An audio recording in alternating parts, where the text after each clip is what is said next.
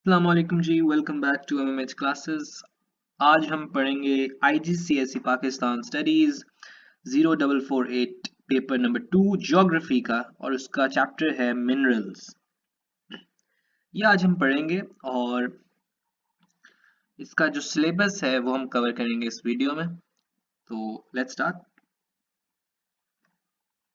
सबसे पहले तो आप देखें कि सिलेबस क्या है जो सीआईई में आपको आएगा।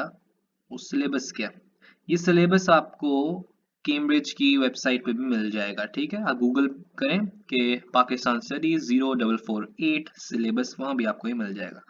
ठीक है, तो यही चीजें हम, ये बुलेट पॉइंट जो है ये हम आगे पढ़ेंगे अभी। तो स्टार्ट करते हैं जी मिनरल्स से। अच्छा, अब मिनरल्स में सबसे पहले तो आपको पता होना चाहिए दो टाइप्स ऑफ मिनरल्स होते हैं, नॉन मेटालिक मिनरल्स और मेटालिक मिनरल्स। नॉन मेटालिक में आ जाते हैं लाइमस्टोन, जिप्सम, रॉक सॉल्ट, ये मेन है। उसके अलावा जो नॉन मेटालिक मेटालिक है, सॉरी, वो आ जाते हैं क्रोमाइट या बॉक्साइट, आयरन ओर। ठीक है जी, ये मिनरल्स है, अभी पाकिस्तान में पाए जाते हैं।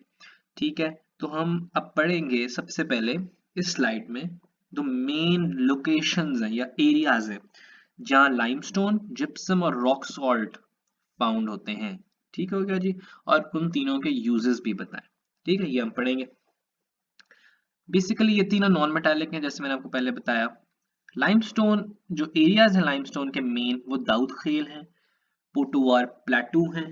ठीक है जी, यूजेस जो हैं लाइमस्टोन के वो हैं कि it is used in fertiliser industry, used to reduce acidity of soil, and limestone is the main raw material for cement industry as well. ठीक हो गया जी, कम से कम आपको दो यूजेस तो आने चाहिए। ठीक हो गया जी, नेक्स्ट चलते हैं जिप्सम पे। ये एक और नॉन मेटेलिक मिनरल है पाकिस्तान का। इसके एरियाज हैं खोएरा और दाऊद खेल। ठीक हो गया जी, यूजेस फर्टिलाइजर्स में, paints, rubber, paper, plaster of Paris में इस्तेमाल होता है। उसके बाद रॉक सॉल्ट, ये भी नॉन मेटालिक है। इसके एरियाज हैं सॉल्ट रेंज, कोयडा, वारचो और काला बाग। ठीक हो गया जी, और यूजेस हैं फूड मेकिंग इंडस्ट्री, कुकिंग में यूज होते हैं, use in making sodas, detergent, use in textile industry. ठीक हो गया जी, और भी बहुत सारे यूजेस हैं इन तीनों के, लेकिन आपने कम से कम दो तो याद करने हैं। ठीक हो गया जी, और एरियाज भी कम से कम दो तो याद करने हैं। ठीक हो गया जी, तो ये हो गया areas of these three, limestone, gypsum and rock salt, और इनके यूजेस। ठीक हो गया जी, चलते हैं जी आगे। अच्छा जी, अब यहां हम देखेंगे metallic and non metallic resources of Pakistan. Metallic में कौन कौन से आ जाते हैं? क्रोमाइट आ जाते हैं, बॉक्साइट है, कॉपर है, आयरन ओर है। ठीक है, नॉन मेटालिक में limestone, gypsum, rock salt, marble है, सल्फर है, क्लेज है। अब क्लेज में तीन टाइप्स हैं, china clay, fire clay, fuller's earth, और लास्ट पे है ब्राइन। ठीक, आपको पता होना चाहिए कि मेटालिक मिनरल्स कौन से हैं पाकिस्तान के, नॉन मेटालिक कौन से हैं, ये आपको आ सकता है। ठीक है, अब जो ये वैल्यूज हैं अगर आप देखें इनको गौर से, 134,000 tons extraction plus fairly large deposits, ये मैंने हर, क्योंकि ये आपको पूछा जा सकता है कि कितने अमाउंट्स ऑफ एक्सट्रैक्शन होती है और कितने रिजर्व्स हैं पाकिस्तान में इस मिनरल के। फॉर एग्जांपल मैं एक आपको बताता हूँ मेटालिक में, आयरन ओर के। आयरन ओर के इतने टन्स ऑफ एक्सट्रैक्शन है, प्लस ओवर 430 मिलियन टन्स के रिजर्व्स हैं पाकिस्तान में। ठीक हो गया जी, ये है। नॉन मेटालिक में आपको लाइमस्टोन बता देता हूँ, ये इतने टन्स हैं जी, 25014 टन्स हैं, प्लस वेरी लार्ज डिपॉजिट्स। ठीक हो गया जी, उसके बाद माइनिंग की वजह से जो एक्सट्रैक्शन होती है, मिनरल एक्सट्रैक्शन, उसकी वजह से जो प्रॉब्लम्स आती हैं इन्वायरमेंट पे, याद रखिएगा इसमें इन्वायरमेंटल प्रॉब्लम्स लिखनी है। ठीक हो गया जी, अब क्या प्रॉब्लम्स होती हैं? आपने हर टाइप ऑफ पोल्यूशन लिख देनी है। नॉइस पोल्यूशन भी होती है, ऑब्वियसली ब्लास्टिंग होती है, मशीनरी की आवाज होती है, बहुत ज्यादा आवाज होती है विच में cause deafness. Okay, water pollution, जो पुअर वेस्ट डिस्पोजल होता है, water not is not fit for human consumption क्योंकि वो कंटामिनेटेड होता है, उससे बीमारियां पैदा हो सकती हैं like cholera and hepatitis. Land pollution हो सकती है जी, क्योंकि डिफोरेस्टेशन हो जाती है, आपको दरख्त काटने पड़ते हैं माइनिंग के लिए, विच में cause flooding and soil erosion. Air pollution, smoke, dust, lung cancer, breathing problems भी हो सकती हैं। ठीक है, तो ये है environmental problems that are caused by mineral extraction. उसके बाद जी main imported minerals, where they come from and in what quantities. अच्छा, जो पाकिस्तान के मेन मिनरल इंपोर्ट्स हैं वो इन कंट्रीज से आते हैं, Afghanistan, Morocco, China, Iran and the USA. ठीक हो गया जी, ये पाकिस्तान के मेन मिनरल इंपोर्ट्स कंट्रीज हैं। अब क्या आते हैं ये देखते हैं। एक तो मिनरल्स आते हैं प्रोसेस्ड पेट्रोलियम ऑयल्स, और दूसरा जो बहुत लार्ज क्वांटिटी में आते हैं वो क्रूड ऑयल भी आता है। यानी कि प्रोसेस्ड पेट्रोलियम ऑयल जो है वो वर्थ 6.8 बिलियन यूएस डॉलर्स के आए थे 2018 में, पाकिस्तान ने इंपोर्ट किए थे। और उसी के साथ Pakistan also imported crude oil of worth 4.9 billion US dollars. तो प्रोसेस्ड पेट्रोलियम ऑयल्स और क्रूड ऑयल ये पाकिस्तान के जो है वो मेजर मिनरल इंपोर्ट्स हैं। अच्छा, ये सवाल बहुत इंपॉर्टेंट है, evaluate the benefits of developing mineral resources। evaluate का क्या मतलब होता है, याद रखिएगा, जहां भी लफ्ज आ जाए evaluate, वहां मतलब होता है तज्जिया।